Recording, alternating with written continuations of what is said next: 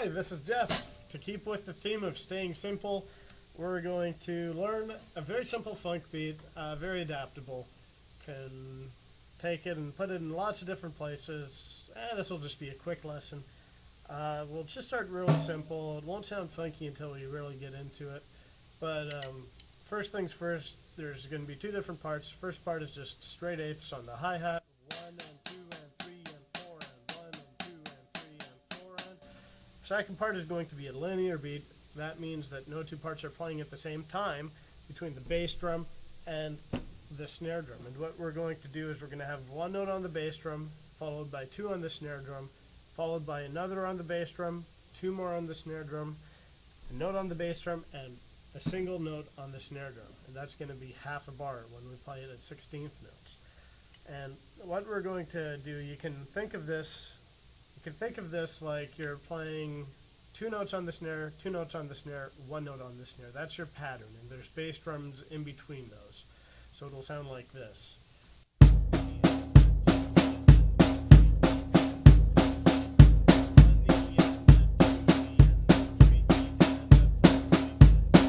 It's really simple. Doesn't sound funky at all. Not yet, at least. And what we're going to do then is we're going to combine the eighth notes on the hi-hat with 16th notes, doing that pattern that we were just doing.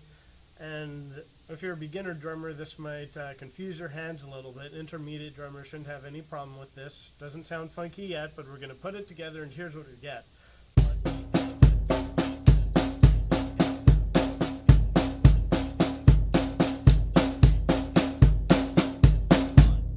Really simple. Now what we're going to do is we're going to just ghost all the notes on the snare drum just to get us ready for what we're going to do later, okay? So we're going to play it like this.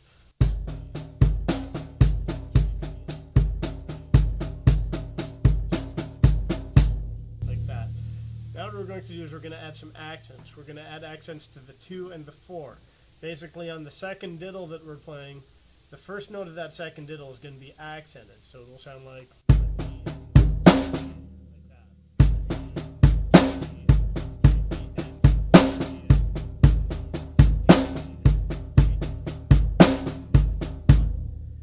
simple.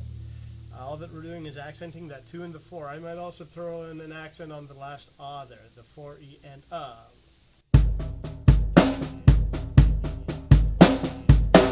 like that.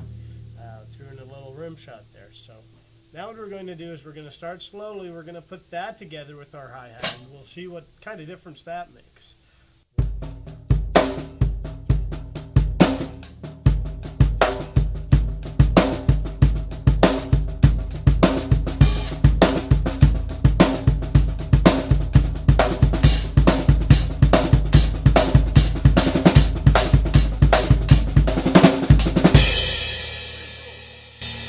Starting to get a little bit more funky because we have all those ghost notes playing in there.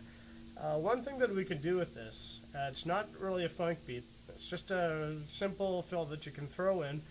We're just going to change things around a little bit. Instead of playing eighth notes on the hi-hat, what we can do is throw it in at the same time as we play the bass drum. So this is what we'll get.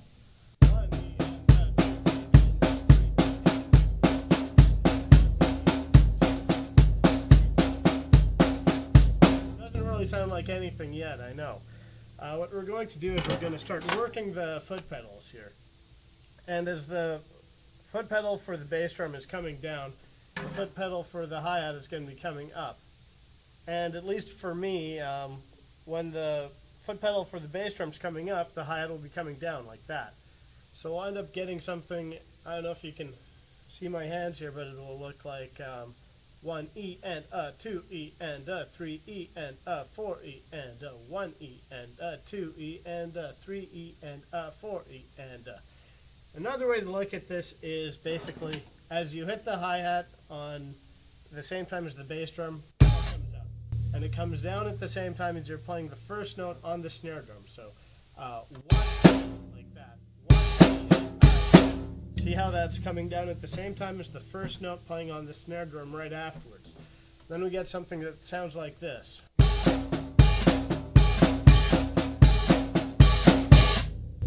Now let's just try this really slowly.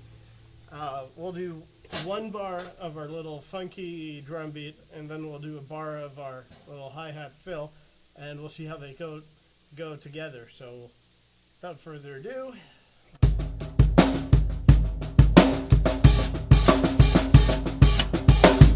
kind of like that, kind of cool. What I like to do with this, when I do that hi-hat fill, I actually change the pattern up a little bit. Instead of going 1 E and 2 E and I'll do a 2-1-2 pattern on the snare drum instead. I'll go like that. And for me, I've been doing it that way for so long, it's a little bit uncomfortable when I do the 2-2-1 pattern. So the 2-1-2 would sound like that. And I like to throw that in a little bit in my own playing. Like, yeah, I'll just show you an example.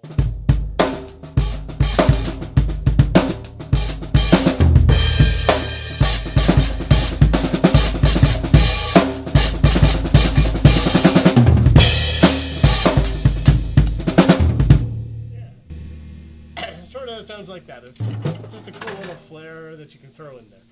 Anyway, I said this would be a quick lesson, so I'll end it there. I hope at least somebody found it entertaining and educational. Thank you for tuning in.